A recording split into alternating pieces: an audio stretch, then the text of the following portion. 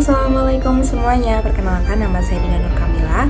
Pada kali ini saya akan membuat video yang berisikan tentang informasi dari Kesultanan Aceh, yaitu letak geografis, sistem pemerintahan, sistem perekonomian, sistem sosial budaya, dan juga peninggalan-peninggalan dari Kesultanan Aceh untuk melengkapi tugas sejarah saya.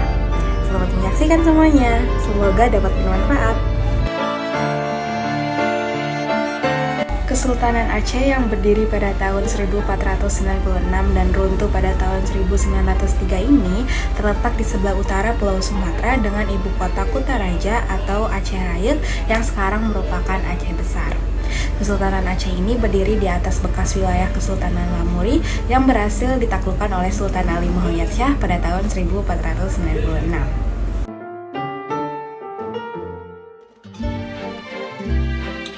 Aceh menerapkan sistem monarki atau berdasarkan garis keturunan dengan dipimpin oleh seorang sultan atau yang biasa kita kenal dengan raja. Terdapat 35 sultan yang pernah berkuasa di Kesultanan Aceh, yaitu yang pertama adalah Sultan Ali Muhammad Shah, sultan yang berhasil menaklukkan Kesultanan Lamuri dan mendirikan Kerajaan Aceh atau Kesultanan Aceh pada tahun 1496 dan berkuasa sampai 1528. Setelah itu dilanjut dengan Sultan Salahuddin yang berkuasa sampai 1537. Pada masa kekuasaan Sultan Salahuddin ini, Kesultanan Aceh mengalami kemunduran yang cukup signifikan. Lalu digantikan dengan Sultan Alauddin Raya Shah Al-Qohar yang berkuasa sampai 1568. Sultan Alauddin ini adalah Sultan Aceh pertama yang melakukan penyerangan terhadap kerajaan-kerajaan yang ada di Semenanjung Melayu dan menjalin hubungan diplomatik dengan Kesultanan Turki Ottoman. Lalu setelah itu digantikan dengan Sultan Husain Ali Riyad Shah sampai 1575 dengan Sultan Muda. Lalu ada Sultan Sri Alam yang berkuasa sampai 1576. Lalu ada Sultan Zain Al-Abidin. Lalu ada Sultan Ala Al-Din Mansur Shah yang berkuasa sampai 1589. Lalu ada Sultan Buyong yang berkuasa sampai 1596. Lalu ada Sultan Ala Al-Din Raya Shah Syahid Al-Mukamil yang berkuasa sampai 1604. Lalu ada Sultan Ali Riyad Shah yang berkuasa sampai 1607 Masehi. Lalu ada Sultan Iskandar Muda Johan Pahlawan Meketa Alam yang berkuasa sampai 1000. Nah, Sultan Iskandar Muda ini adalah sultan yang mencapai puncak kejayaan Aceh. Kerajaan Aceh tumbuh menjadi kerajaan besar dan berkuasa atas perdagangan Islam, bahkan menjadi bandar transit yang menghubungkan dengan perdagangan Islam di barat. Lalu dilanjut dengan Sultan Iskandar Thani. Lalu ada Sri Ratu Safi Al-Din Taja Al-Alam yang berkuasa sampai 1675. Lalu dilanjut dengan Sri Ratu Naki Al-Din Al-Nur Alam. Lalu dilanjut dengan Sri Ratu Zaki Al-Din Inayat Shah. Lalu dilanjut dengan Sri Ratu Kamal Shah Zinat Al-Din. Lalu dilanjut dengan Sultan Badar Al-Alam Syarif Hashim. Lalu dilanjut dengan Sultan Perkasa Alam Syarif Lamtui yang berkuasa sampai 1703. Dilanjut dengan Sultan Jamal Alam Badar Al-Munir.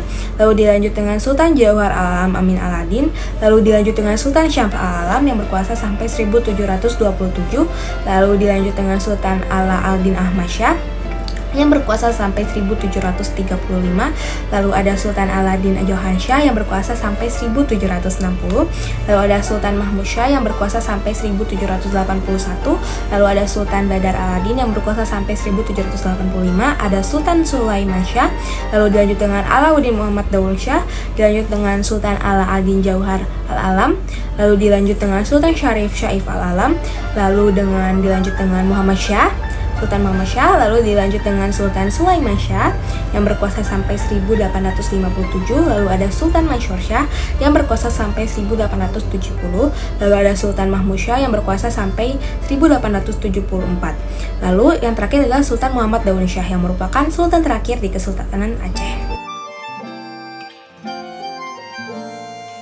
Komoditas utama Aceh dalam perekonomian adalah perdagangan dan juga pelayaran. Wilayah kekuasaan Aceh meluas dari Delhi ke Semenanjung Malaya. Aceh berkembang menjadi pelabuhan perdagangan yang besar. Komoditas perdagangan cukup banyak sebab Aceh kaya akan rempah dan bahan tambang, terutama lada dan timah yang sangat melimpah di Semenanjung Malaya. Jenis barang dagangan yang lainnya adalah beras dan emas, perak, tekstil, porselen, dan juga minyak wangi.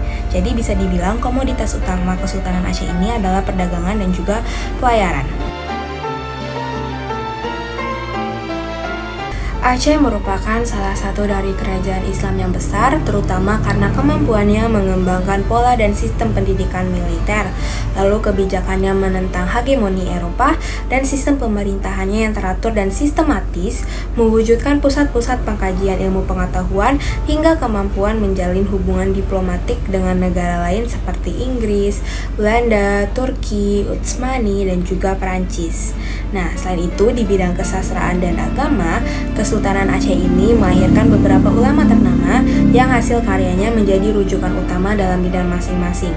Di antaranya adalah ada Hamzah Fansuri dengan karyanya yang bernama Fi Marifati Al-Adyan, lalu ada Samsyuddin Al-Sumatrani dengan karya Miraj Al-Muhaqqiqin Al-Iman.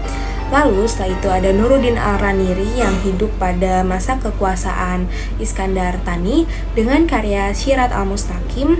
Lalu ada Syekh Abdul Rauf Singkili dengan karya Mi'raj Al-Tulab fil Fashil.